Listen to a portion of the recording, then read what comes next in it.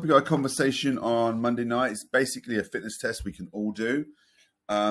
Your huff and puff, your lungs, heart, and blood vessels are the most important part. And if anything's going to kill you these days, most likely to be a heart attack. So it's important that we do our walking and our cardio to make sure we got a good level of fitness. And the fitness is called a VO2 score, VO2 max. The only way to do that properly is in a laboratory with doctors and scientists, and it's for very high-level athletes, and it's not really you and me. The other way of doing it is you can get a sub-maximal test in by someone like Bupa. I mean, it's part of a bigger test they do, and it's a few £100s. But this is probably going to work just as well. Next best thing. So it's a test to look at your cardio fitness. It's basically your huff and puff, lungs, heart rate, blood vessels. Over time, if you improve your walking fitness, the pace, you've got three things: frequency, how often; intensity, how hard; duration, how long. If you schedule to 6 days a week and an hour, or 5 days a week and 45 minutes, then you need to work on intensity. So if blood pressure's high, heart rate's high, with enough of this good work, it will come down. These are 5 main components of physical fitness. This is one we're talking about now: cardiovascular endurance. And then you've got muscular strength, which is the ability to lift a heavy object, and that's important in life. And it's still proven that the people that live the longest in life are the ones that are strongest via the grip strength test. Muscular endurance, like what we do in the gym and like working with horses or dogs or whatever, or tree surgeon or gardener. That's the ability to move a weight several times, 8, 12, 15 reps. Flexibility, very important. You've got to be flexible and mobile to be able to move a joint for full range of movements.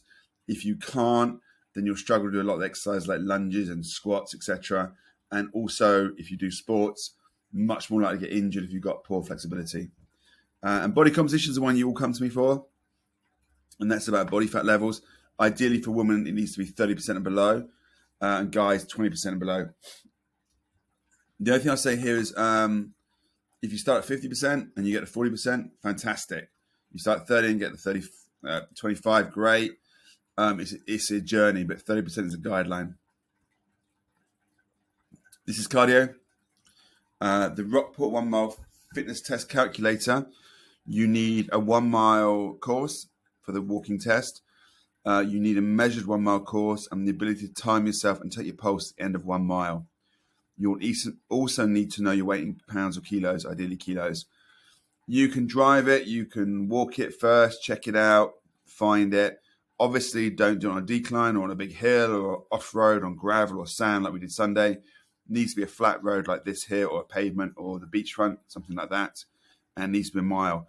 If you're well engaged with your Fitbit Apple Watch, you can just start an activity, start it, and obviously when you get to the end of the mile, you can just stop it and you can check your heart rate and your time, because those are the things you need, plus weight.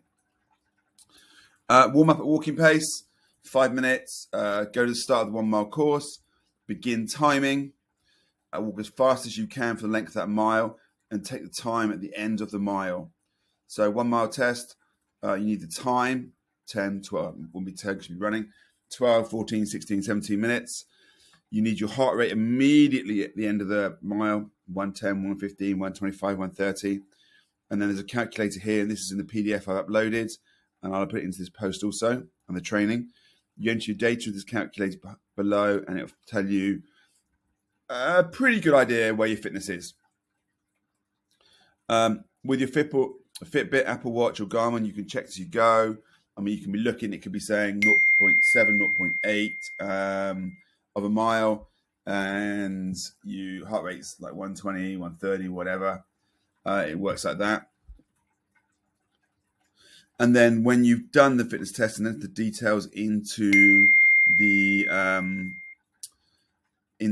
calculator, you can post it. Like me, I'm 94 kilos. I'm male. I did it in 13 minutes and 1 second. My heart rate was 112, and I got a superior fitness testing level. I probably need to do a sub-maximal test because my fitness is pretty good now. But since my father died of a heart attack 18 months ago, I walk probably 5 miles most days at a fast pace, and I run as well, plus weights. So that's where I'm at. Lots of habits, 18 months down the road.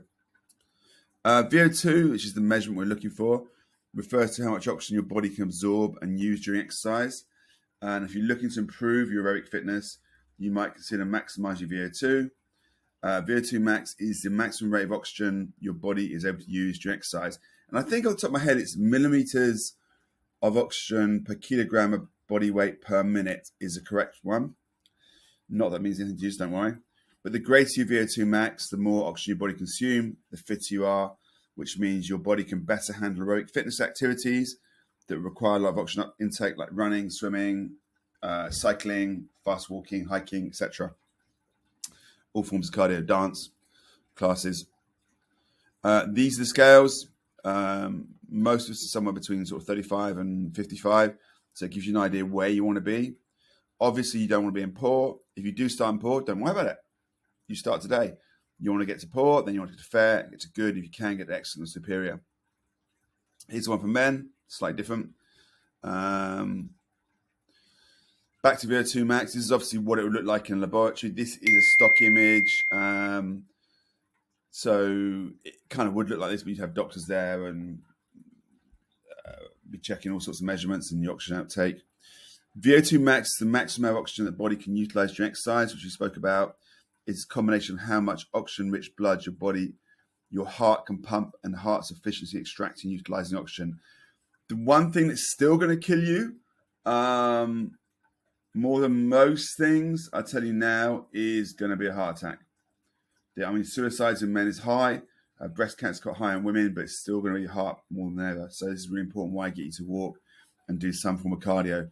Walking at 4 miles an hour for an hour and 15 each day is okay. That's enough. You'll get benefits as well as weight loss, provided nutrition deficits there, and you're doing 3 or 4 workouts.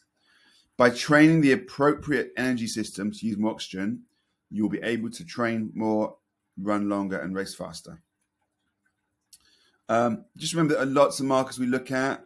I'm always looking at the scales, see what your body fat and weight's doing, your lean mass, what your body fat is, lean body mass here. Photos are important. Make sure you do all these. Tape measure, super important. Steps every day. How much sleep you're getting, 7 to 9 hours, 25% minimum deep sleep. High protein diet, cardio fitness, walking at 4 miles an hour for an hour and 15 is enough, or broken down during the day. And then strength training is what we do when it comes to 3 workouts a week. I hope that makes sense. That is my Rockport 1 mile fitness test. I hope you enjoyed.